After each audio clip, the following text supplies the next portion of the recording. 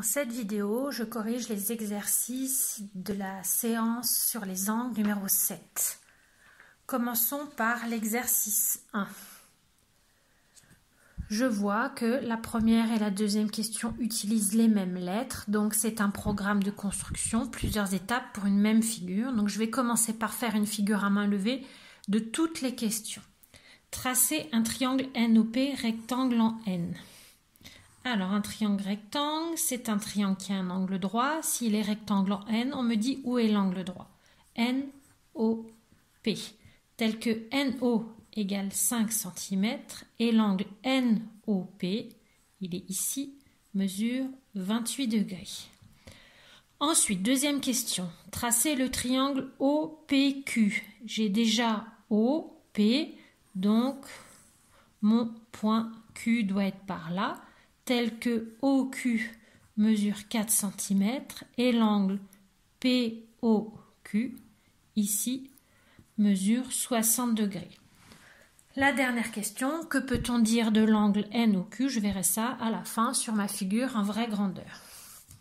Alors, je vais commencer par tracer ici le côté de 5 cm en faisant attention à avoir assez de place au-dessus et à droite. À gauche, je pense qu'on n'aura pas besoin de place. Donc, je commence par tracer mon segment de 5 cm. J'écris tout de suite 5 cm, je le nomme tout de suite. Ensuite, je vais faire de ce côté l'angle droit. Petite remarque, si je n'ai pas d'équerre pour le faire, je peux utiliser mon rapporteur et tracer un angle de 90 degrés. N'oublions pas le codage de l'angle droit. Par contre, je ne sais pas où placer le point P parce que je n'ai pas de mesure. On verra plus tard. Je vais maintenant m'occuper de l'angle de 28 degrés. Je place donc l'angle de 28 degrés, il doit être là. Comme ça, je vois exactement où placer mon rapporteur, le centre, la ligne avec les flèches. 28, attention, c'est entre 20 et 30.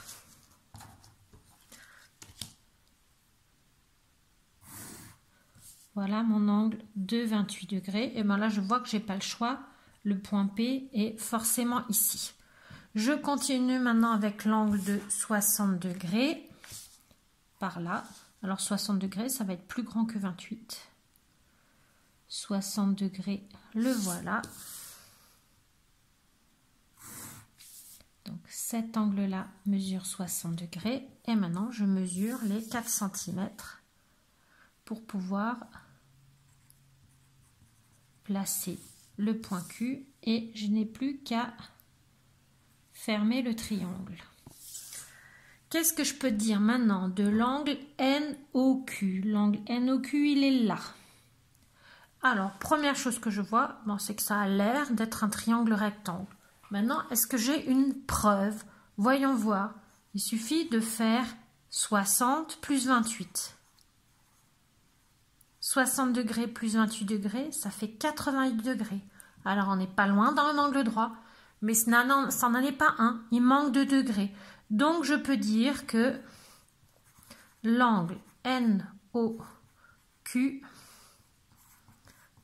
a l'air d'être un angle droit,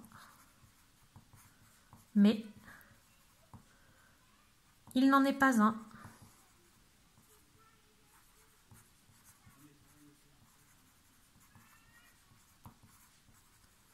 Parce qu'il mesure 88 degrés et pas 90 degrés.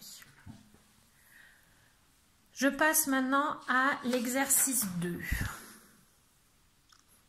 Donc toujours pareil, je vais commencer par faire la figure à main levée.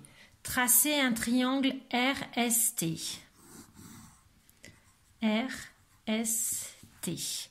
Tel que RS mesure 5 cm.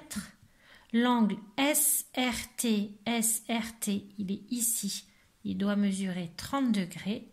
Et l'angle RST, ici, doit mesurer 130 degrés. Ensuite, placez le point W sur le segment RT, tel que RSW, comme ça, doit faire 78 degrés. Donc ici, il va falloir que je place un point W. Quelle est la mesure de l'angle WST? Je verrai tout à l'heure quand j'aurai fait ma figure en vraie grandeur. Donc, je commence par tracer le segment de 5 cm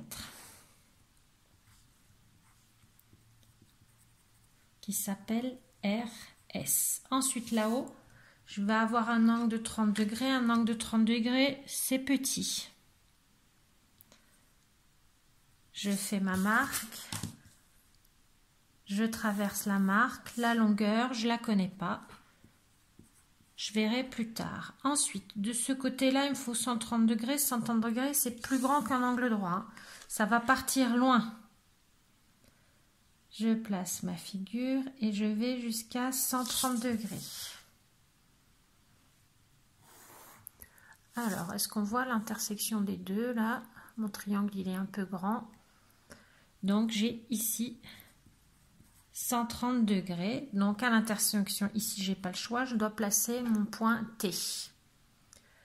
Ensuite, je vais maintenant ici faire un angle qui va faire que 78 degrés. Je place bien mon rapporteur. 78, c'est entre 70 et 80.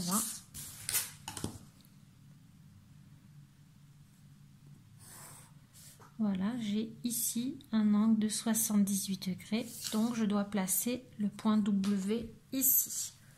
Alors, quelle est la mesure de l'angle WST? Il est donc ici. Alors, plutôt que de le mesurer, ce qui serait très imprécis avec une petite marge d'erreur, je peux assez facilement le calculer. L'angle en entier au départ, ça fait 130, et je vais enlever les 78 qui sont ici. Donc, il n'y a plus qu'à faire ce calcul.